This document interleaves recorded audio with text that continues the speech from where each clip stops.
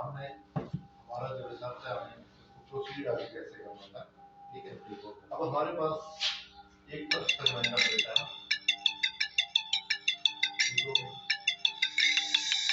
दूसरा हमारे पास different model है, स्केलिंग मॉडल है, और हमारे पास वो मॉडल। अब हमारे पास ये जो एक्सपेरिमेंटल डेटा है वो है proton carbon, neutron carbon, helium carbon और कार्बन कार्बन के लिए, और इसके लिए जो एनर्जी है वो 4.2 kgV पर सी है। इसी तरह सेम एनर्जी है। ये हमारे पास एक्सपेरिमेंटल डेटा है जो हमने giant institute for nuclear research जो ना रशिया से जो ना लिए हुए। अब इन्हीं के करस्पॉन्डिंग जो है ना हमारे पास दो डिफरेंट जो ना सिमुलेशन कोड्स हैं, उन कोड्स में भी यही डेटा प्रोटॉन का इसी सेम एनर्जी पे जो ना निकाल सकते हैं, न्यूट्रॉन कार्बन का इसी मॉडल की तरह, इसी तरह हीलियम कार्बन का, इसी तरह कार्बन कार्बन का। ये जो कैस्केड मॉडल है इसकी डिफरेंट फिजिक्स है, ये हम देखेंगे कि ये डिफरेंट फिजिक्स के ऊपर बेस करता है। ये जो ORKMD है इसको कहते हैं ultra relativistic quantum molecular dynamics model, ये डिफरेंट जो है फिजिक्स के ऊपर जो बेस करता है। सेम जो ना ये जो डेटा है हम इन मॉडल से भी जो है वो क्रिएट कर सकते हैं। ठीक है, अब सपोज करते हैं कि जब मशीन से आप डेटा क्रिएट करते हैं, जब मॉडल से डेटा सिमुलेट करते हैं, तो मॉडल जो डेटा है ना वो आपको पहले किस फॉर्म में मिलता है, फर्स्ट ऑफ किस फॉर्म में मिलता है। अब हम फॉर एग्जांपल कहते हैं कि हमारे पास कोई डेटा है, हम सिंपल एग्जांपल लेते हैं कि हमारे पास कार्बन कार्बन जो है इंटरेक्शन हो रही है, और किस एनर्जी पे हम फॉर एग्जांपल इंटरेक्शन करवा रहे हैं, 4.2 kgV पर सी। ये जीवी पर सी मोमेंटम की यूनिट होती है, और ए जो है नंबर ऑफ जो है न्यूक्लियन है। ठीक है, अब फॉर एग्जांपल कार्बन कार्बन है ना, तो कार्बन के पास इस ये जो हमारे पास जितना भी डेटा है सारे के सारा जो है वो लैब सिस्टम का डेटा है। दो तरह के सिस्टम होते हैं, सेंट्रल मैथ सिस्टम और लैब सिस्टम। लैब सिस्टम में ये होता है कि आपका टारगेट फिक्स होता है, और सेंट्रल मैथ सिस्टम में ये होता है जिसमें टारगेट भी मूव कर होता है और जो है ना आपका प्रोजेक्टाइल भी मूव करता है। ठीक है, तो जब सेंट्रल मैथ सिस्टम है तो दोनों मूव करते हैं, जब लैब सिस्टम होता है तो सिर्फ प्रोजेक्टाइल मूव करता है, टारगेट फिक्स होता है।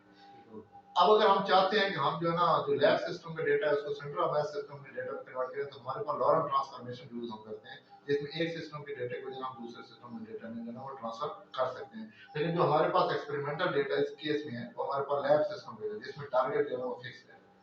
इसलिए जब हम कैस्केड मॉडल से या ORKMD मॉडल से सिमुलेशन डेटा लेंगे तो उसमें भी हम ये कंडीशन रखेंगे कि हमें जो है वो लैब सिस्टम का डेटा दें। ठीक है, फिर लैब सिस्टम पर हमारे पास डिफरेंट सॉफ्टवेयर है जिसमें हम उसी डेटे को लॉरेंट ट्रांसफॉर्मेशन अप्लाई करते हैं, उसी जो लैब सिस्टम का डेटा है उसको सेंट्रल मैथ सिस्टम में डेटा में जो हम ट्रांसफर कर सकते हैं अगर हमें जो है वो जरूरत हो। ठीक है, अब फॉर एग्जांपल इस केस में हम कह रहे हैं कि हमारे पास जो है वो कार्बन कार्बन इंटरेक्शन है और ये लैब सिस्टम का डेटा है। लैब सिस्टम का डेटा है तो इसका मतलब है टोटल कार्बन इस केस में 12 न्यूक्लियन है। तो टोटल 4.2 को अगर मैं 12 से मल्टीप्लाई करूं तो फिजिकल इस सिस्टम के पास टोटल 50 जीवी एनर्जी है। टोटल जो सिस्टम को एनर्जी मिल रही है वो 50 जीवी है। ठीक है, अब इसमें एक आपने देखो कि एक लफ्ज यूज होता है इवेंट्स, और एक यूज होता है नंबर ऑफ पार्टिकल्स, एक यूज होता है नंबर ऑफ चार्ज पार्टिकल्स। हाँ जी, और एक आप देखेंगे एक लफ्ज ज्यादा यूज होगा मल्टीप्लिसिटी। हाँ, मल्टीप्लिसिटी। इवेंट्स होते हैं कितनी दफा आपने कोलिजन करवाई है, इवेंट्स आपको बताता है नंबर ऑफ। फॉर एग्जांपल मैं कार्बन कार्बन को इस एनर्जी पे 100 टाइम्स कोलाइड करवा रहा हूं, तो ये मेरे पास 100 इवेंट्स होंगे। यानी नंबर ऑफ इवेंट जो होता है वो नंबर ऑफ कोलिजन बता रहे होते हैं, कितनी दफा आपने कोलाइड करवाया है। फॉर एग्जांपल एक मशीन को आपने 1000 टाइम कोलाइड करा, तो इसका मतलब है आपको 1000 कोलिजन का डेटा है, यानी नंबर ऑफ इवेंट आपके पास 1000 है। ठीक है, अगर आपने 100 दफा उसको कोलाइड करवाया तो हर दफा कोलिजन में number of particle different produce होंगे।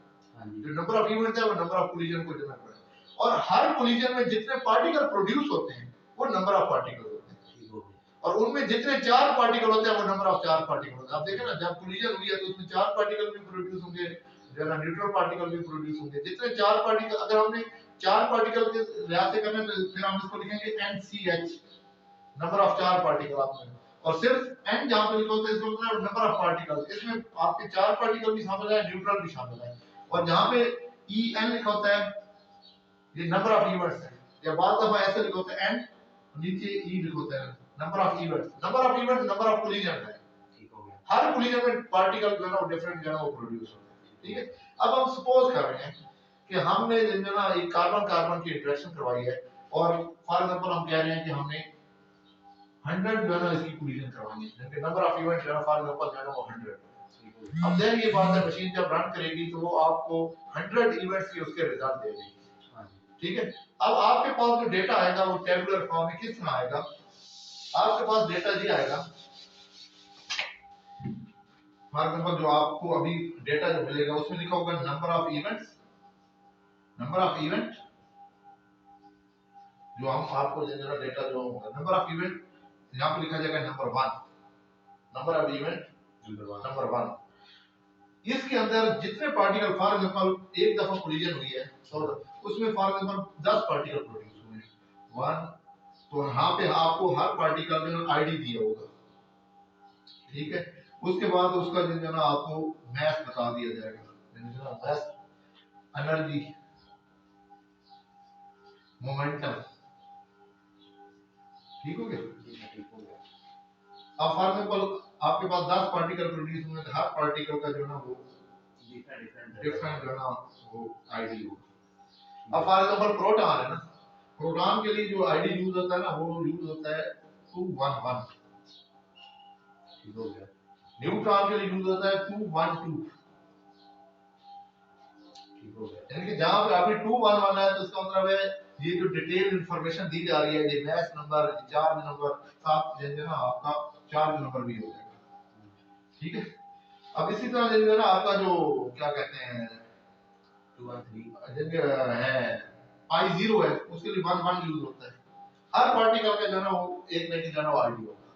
ठीक है, इस लिहाज से आपको हर इनके एक इवेंट में जितने 10 पार्टिकल प्रोड्यूस हुए हैं उनकी सबकी आपको डेटा बता दिया जाएगा कि इसका मास नंबर क्या है, इसकी एनर्जी क्या है, मोमेंटम क्या है, चार्ज क्या है, सारी इंफॉर्मेशन जो है वो आपको एक फॉर्म में ये एक्सपेरिमेंट से जो ना जो डेटा एनालिसिस करने के बाद आपको आप हमारा काम बेसिकली डेटा एनालिसिस है।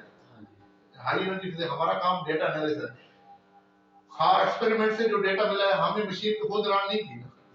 ठीक है, हमने डेटा लिया, अब हमारे पास वो टेबुलर फॉर्म में जो डेटा है उससे आगे लेकर हमने चलना है। वो मशीन से डेटा एक्सपेरिमेंट से, उसके बाद उसी के क्रॉसपॉन्डिंग हम सिमुलेशन डेटा लेंगे, उसी के क्रॉसपॉन्डिंग हम मॉडल जो है वो डेटा ले रहे हैं। समझ आ रही है बात की कि सर जो हमारे पास डेटा है ना वो जेनर है ना, giant institute for nuclear research दुबला रशिया का। मशीन ने न्यूक्लियर ट्रायल जब रन किया उससे लोगों ने जो ना डेटा लिया, उसको मेजर किया। हमारे पास टेबुलर फॉर्म में जो ना डेटा है, हर एक आइडेंटिफाई है हमारे पास कि ये प्रोटॉन है, न्यूट्रॉन है, इनके फॉर एग्जांपल एक पहला जो इवेंट हुआ उसमें फॉर एग्जांपल 10 पार्टिकल, उसमें कितने प्रोटॉन प्रोड्यूस हुए हैं, कितने न्यूट्रॉन हुए हैं, कितने पाई प्लस प्रोड्यूस हुए हैं, पाई माइनस प्रोड्यूस हुए हैं, सारा इंफॉर्मेशन आपको जो है ना एक चार्ट की फॉर्म में जो है ना मिल जाएगी।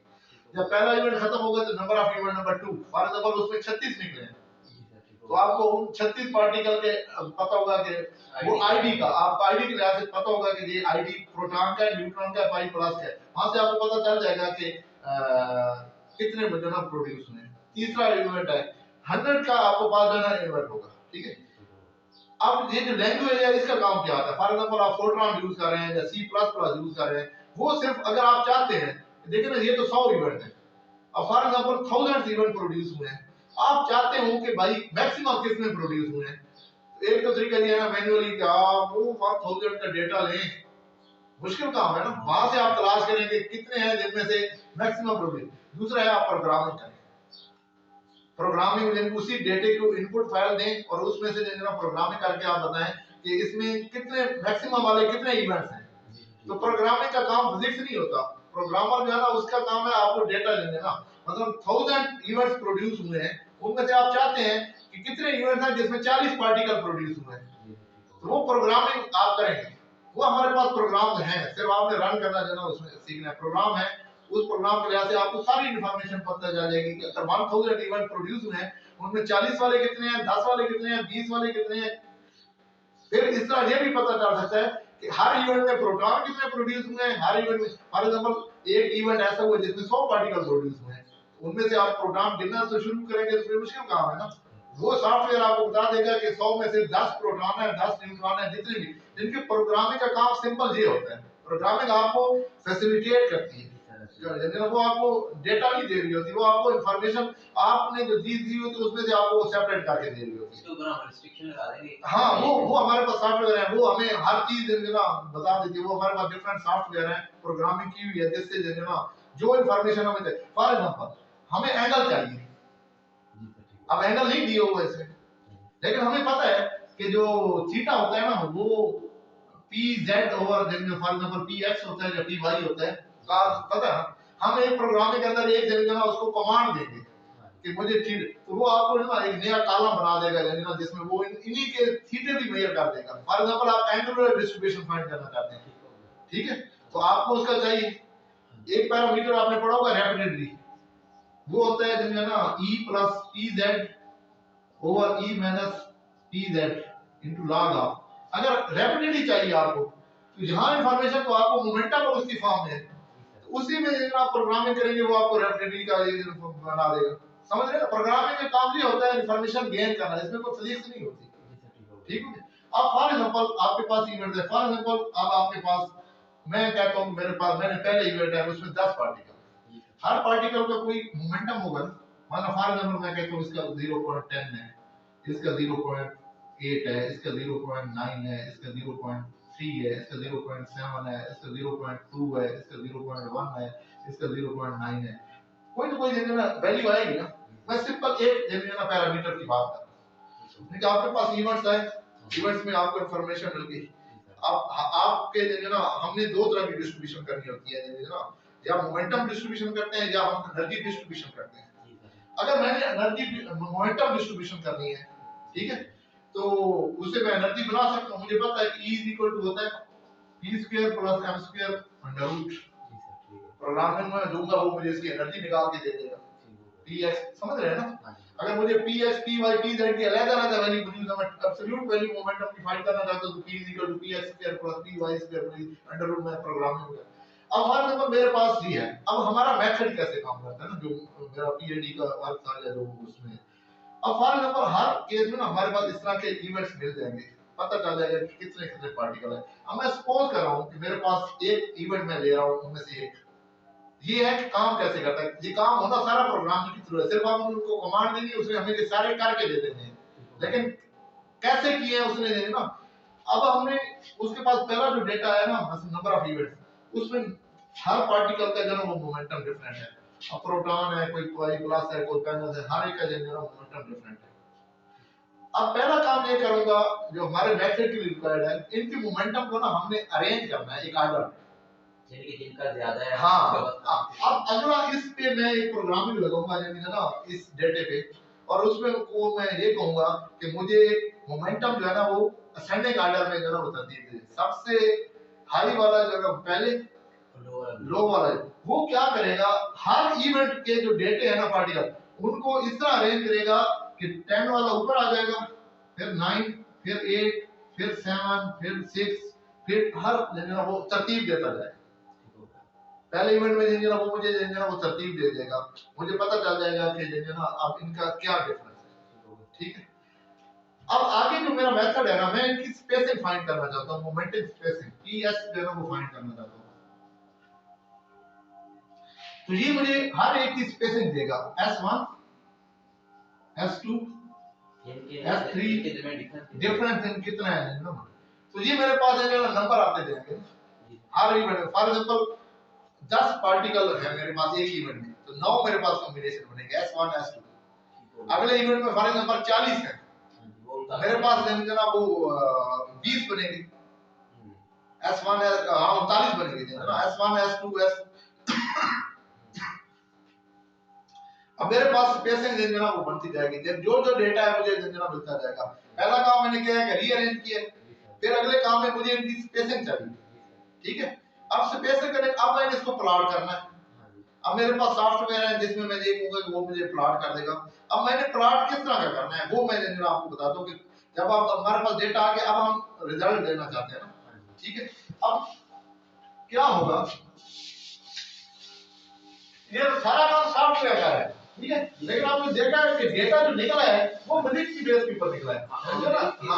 हाँ, अब ये अभी ये जो जितना हम अभी काम कर रहे हैं, ये जो अभी कह रहे हैं बातें, ये एक टेक्नीशियन भी कर सकता है, ये आप एक प्राइमरी के बच्चे को कहें तो भाई ये करना है, अब शुरू हो जाएगी, जब प्लॉटिंग हो जाएगी तो वहां फिजिक्स स्टार्ट होती है कि ये रिजल्ट क्या होता है, यानी ना और आया कैसे, वो फिजिक्स है, वो डेटा आया कैसे, और फिर ना ये तो दरमियान में टेक्नीशियन का काम है ना, यानी कि ये तो कंप्यूटर वाला का है, टूल है जिसमें आपको चीजें तरतीब में दे दी है, अब आपने उसको जना प्लॉटिंग करनी है। अब जो हमारे केस में प्लॉटिंग है ना, हमने फाइंड करना होता है जना PS, momentum spacing distribution, momentum spacing distribution.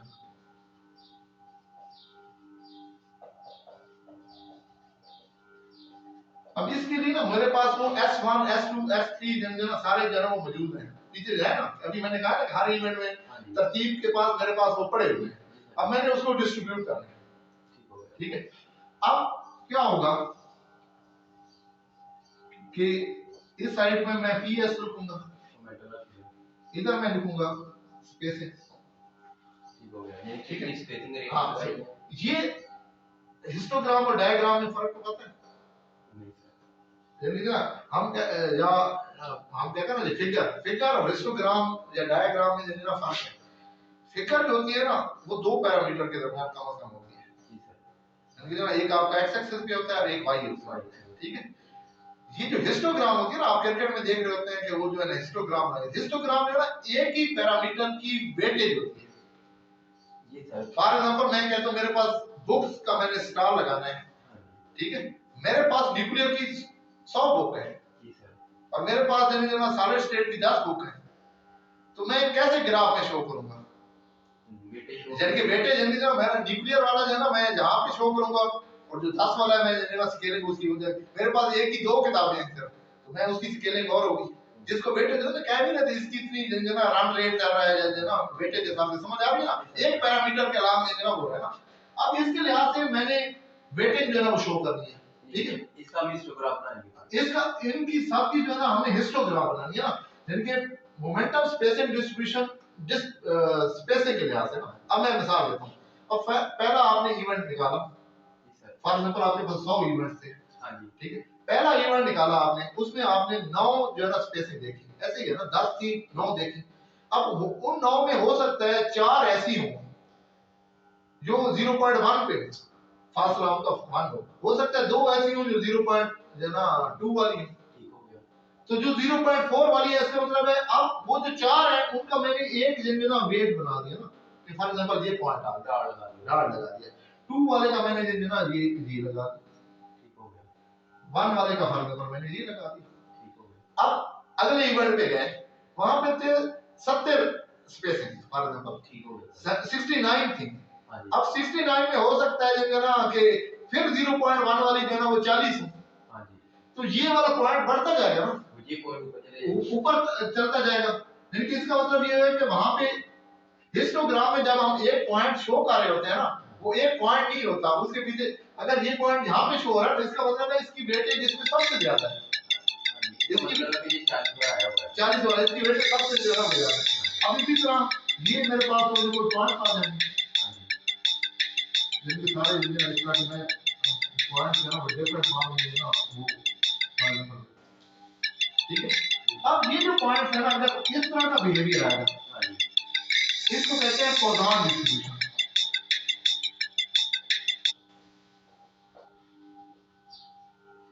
और अगर इस तरह का बिहेवियर आएगा उन पॉइंट्स का ग्राफ में, इसको हम कहते हैं विग्नर डिस्ट्रीब्यूशन। अब विग्नर और पॉइजन क्यों इंपॉर्टेंट है वो मैं बताता हूं पहले दिन, समझ आ गया विग्नर डिस्ट्रीब्यूशन। अब हमारा जो मेथड है, हमारा जो मेथड है वो हमें ये कहता है, जिसको हम कहते हैं रैंडम मैट्रिक्स थ्योरी, इनके रैंडम नंबर है ना, आपको देखो कौन से प्रोड्यूस हो तो हमने अरेंज किया है ना, हमारा मेथड ये कहता है कि अगर पार्टिकल के दरमियान कोरिलेशन नहीं होगी तो उनका बिहेवियर होगा as like a Poisson distribution. अगर नो कोरिलेशन होगी, यानी उन स्पेसेस के दरमियान नो कोरिलेशन के क्या मतलब है, फॉर एग्जांपल S1 बढ़ रहा है, S2 पे उसकी वजह से कोई फर्क नहीं पड़ा, फॉर एग्जांपल दो पैरामीटर है, हम एक फॉर एग्जांपल वेलोसिटी लेते हैं, एक हम डिस्टेंस, फॉर एग्जांपल वेलोसिटी बढ़ने से डिस्टेंस पे फर्क ना पड़े, हम कहते हैं कि इंडिपेंडेंट पैरामीटर हैं, और अगर फॉर एग्जांपल एक के बढ़ाने से दूसरे की वैल्यू कम हो या ज्यादा हो वो डिपेंडेंट है।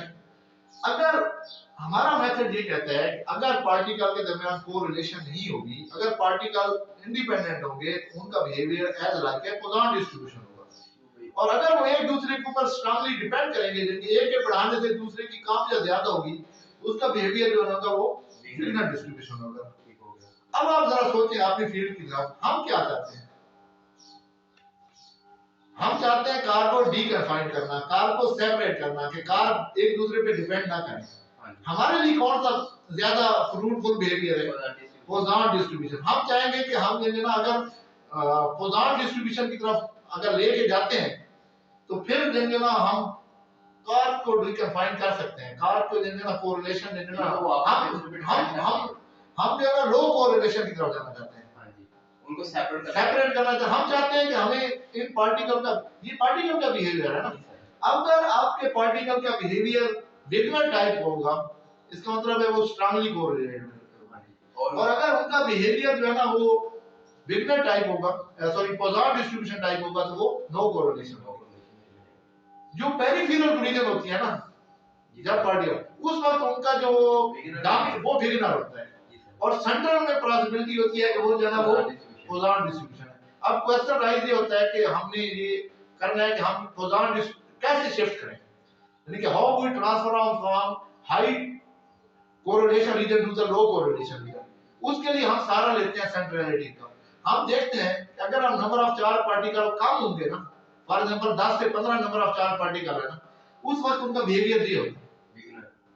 अगर नंबर ऑफ चार्ज पार्टिकल बढ़ा देते हैं ना, तो ये बिहेवियर डिक्रीज होना शुरू हो जाता है, और ये इसकी तरह अलाइन होना शुरू, यानी एक ही टाइम पे एक बिहेवियर शो हो रहा था। अब ये दो ना समझे, दो नहीं है, एक टाइम पे एक बिहेवियर शो हो रहा है ना, फॉर एग्जांपल एक बिहेवियर ये शो हो रहा है, इसका मतलब है स्ट्रांगली कोरिलेटेड। अब आपको इसको हमने शिफ्ट करना है इस वाले रिलेशन में जो दूसरा बताया। तो जैसे जैसे हम नंबर ऑफ पार्टिकल इंक्रीज करते जाएंगे, तो ये जो विगिनर डिस्ट्रीब्यूशन है ना, ये पोज़ान में जैसे जितना ये पोज़ान की तरफ ज्यादा जाएगी, उतनी उसकी इंडिपेंडेंसी जो है ना वो ज्यादा होगी, और हम भी जी जाते हैं, ठीक है। और ये इंडिपेंडेंसी अगर क्यों होगी? जैसे जैसे नंबर ऑफ चार्ज पार्टिकल आप बढ़ाएंगे, नंबर ऑफ चार्ज पार्टिकल कैसे बढ़ाएंगे? जब सेंट्रल कोलिजन होगी तो नंबर ऑफ चार्ज पार्टिकल ज्यादा होंगे ना, जब मैटर डेंस होगा तो सेंट्रल ऑफ कोलिजन ज्यादा होगा। तो ये बेसिकली हमारा जो ना ये एक जो ना वो पर्पस हम इसमें जाते हैं। फिर हम वो फाइंड आउट करते हैं कि वो कौन से पैरामीटर्स हैं, वो कौन से पॉइंट्स हैं जहां से फेज ट्रांजिशन स्टार्ट होती है,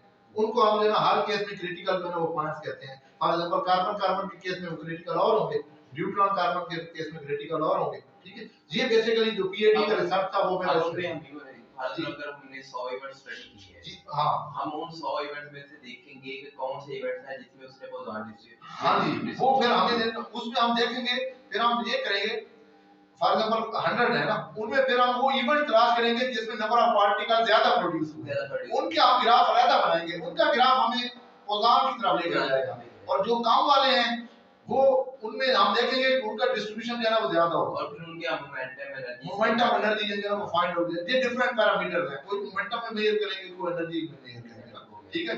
फिर एनर्जी रिएक्शन हम चेंज कर देते हैं तो फिर उनकी और बिहेवियर चेंज हो जाएंगे, मैस डिपेंडेंट, यानी इस तरह जो है ना ये चीजें जो है ना वो लेके जो ना चलेंगे। ये बेसिकली हमारा जो है ना रिसर्च का एक वे ये है, एक वो दूसरा है काइनेटिक फ्रीज लोड, वहां से हम जो ना करेंगे कि फ्रीजर टेंपरेचर को कैसे बढ़ाया जाए। हम फॉर एग्जांपल कार्बन कार्बन है, उसकी बजाय हम लेड का डेटा यूज करेंगे तो उसके केस में हमारा फ्रीजर टेंपरेचर ज्यादा हो जाएगा। इसी तरह अगर फॉर एग्जांपल हमने वहां पे एनर्जी जो है ना 1 जीबी एनर्जी दी है, अगर हम 2 जीबी एनर्जी देंगे तो काइनेटिक फ्रीजर जल्दी अचीव हो जाएगा और ज्यादा जो है इजीली अचीव होगा। वहां हम टेंपरेचर वाले पैरामीटर, जिनका हम दोनों पैरामीटर को स्टडी कर रहे हैं पैरेलली, डेंसिटी वाला भी और टेंपरेचर वाला भी। और जो हमारा प्रोजेक्ट है वो बेसिकली जो है ना वो टेंपरेचर के जो है रेलेवेंट वाला है, ठीक है। जो मेरा पीएचडी का वर्क था वो जो है वो डेंसिटी के जो है रेलेवेंट था। इसके ऊपर हमने रैंडम मैट्रिक्स थ्योरी अप्लाई की हुई है, ठीक है। और जो टेंपरेचर वाले मेथड है उस पे हम जो है ना ये गिब्स डिस्ट्रीब्यूशन अप्लाई करेंगे, ठीक है। इसी तरह जो है ना 2-3 और जो है वो डिस्ट्रीब्यूशन है, ठीक है, जिसके अंदर आपने वो पढ़े होंगे जो 3-4 डिफरेंट मेथड हैं। गिब्स डिस्ट्रीब्यूशन है एक, उसके बाद जो है ना मेरे ध्यान में हो रहा है 2-3 जो है ना वो डिफरेंट मेथड हैं जो टेंपरेचर के रेलेवेंट के लिए हम जो अप्लाई करें। इस तरह की चीजों को जो है हम लेकर चलेंगे, लेकिन सबके लिए जो है बेसिक का होना जो है जरूरी है, क्योंकि बाकी तो जो सॉफ्टवेयर का काम है जी आपको 2 मिनट में जो है सारी चीजें निकाल के दे देंगे, ग्राफ भी बन जाएंगे। इन ग्राफ की ये जो फिजिक्स है ना ये बतानी पड़ेगी कि ये जो डिस्ट्रीब्यूशन इससे ऐसे चेंज हुआ है ये क्या बता रहा है, कोरिलेशन डिक्रीज होने का क्या मतलब है, इंक्रीज होने का क्या मतलब है। दो तरह की कोरिलेशन होगी, पॉजिटिव कोरिलेशन, नेगेटिव कोरिलेशन, और हम चाहते हैं कि जीरो कोरिलेशन। पॉजिटिव कोरिलेशन का मतलब ये होता है कि एक चीज को बढ़ा रहे हैं दूसरी भी बढ़ रही है, या एक चीज को आप कम कर रहे हैं दूसरी, ये पॉजिटिव कोरिलेशन है उनके दरमियान। लेकिन नेगेटिव कोरिलेशन क्या है कि एक की वैल्यू आप बढ़ा रहे हैं दूसरी कम हो रही है, या एक की वैल्यू आप कम कर रहे हैं दूसरी की बढ़ रही है, अपोजिट है तो वो नेगेटिव कोरिलेशन। और अगर एक दूसरे पे डिपेंड नहीं कर रहे तो जीरो कोरिलेशन। ठीक है, इस कुछ चीजें को हम लेकर जो आपके अपने बच्चों को लेकर चलेंगे। सर अपना एक और मेरा क्वेश्चन था, हम ये बात कर कैस्केड मॉडल इस्तेमाल करते हैं, बात का वो दूसरा मॉडल। हाँ, अब उसमें एक फर्क है। कैस्केड मॉडल जो है उस वक्त इंपॉर्टेंट होता है जब मल्टीपल स्कैटरिंग जो है ना आपको जरूरी है, जब आपको स्कैटरिंग फिनोमेना जो है जरूरी है, ठीक है। और जो ओवर कैविटी है ये उस वक्त यूज होता है जब आप जो है ना रेयर पार्टिकल को प्रोड्यूस कर, रेयर पार्टिकल हैवी पार्टिकल को जो है ना प्रोड्यूस करना चाहिए। जो कैस्केड मॉडल है ये टोटली हाइड्रोनिक मॉडल है, और जो ओवर कैविटी मॉडल है ये हाइड्रोनिक प्लस जो है ना क्यूजीपी मॉडल है, यानी कि उसकी एनर्जी रेंज जो क्यू ओवर क्यूएमडी है उसकी एनर्जी रेंज है 1 जीबी से लेकर 1000 जीबी तक, ठीक है। और ये जो ओवर क्यूएमडी है ये लैब सिस्टम के ऊपर भी अप्लाई होता है और सेंट्रल मैथ सिस्टम के ऊपर भी है। जो कैस्केड मॉडल है ये सिर्फ लैब सिस्टम के ऊपर अप्लाई होता है और इसकी एनर्जी है 1 से लेकर 20 जीबी तक। 20 जीबी की एनर्जी से आगे जो है ये मॉडल काम ही नहीं करता। लेकिन अब देखें हम क्यों दोनों यूज कर रहे हैं, क्योंकि हमारी एनर्जी है 4.2 जीबी, ये दोनों की रेंज में आती है, इसलिए हम ये हमारे केस में दोनों एप्लीकेबल है। लेकिन अगर हमारी एनर्जी हम 30 जीबी देना तो कैस्केड उस पे वर्क ही नहीं करता। इसलिए हमारी रेंज के अंदर जो हमारी एक्सपेरिमेंटल डेटा हमारे पास अवेलेबल है उसकी एनर्जी रेंज और कैस्केड और ओवर के एनर्जी रेंज उसके अंदर आती है, इसलिए हम दोनों मॉडल यूज करते हैं, दोनों की जरा फिजिक्स जो है वो डिफरेंट है। ठीक हो गया।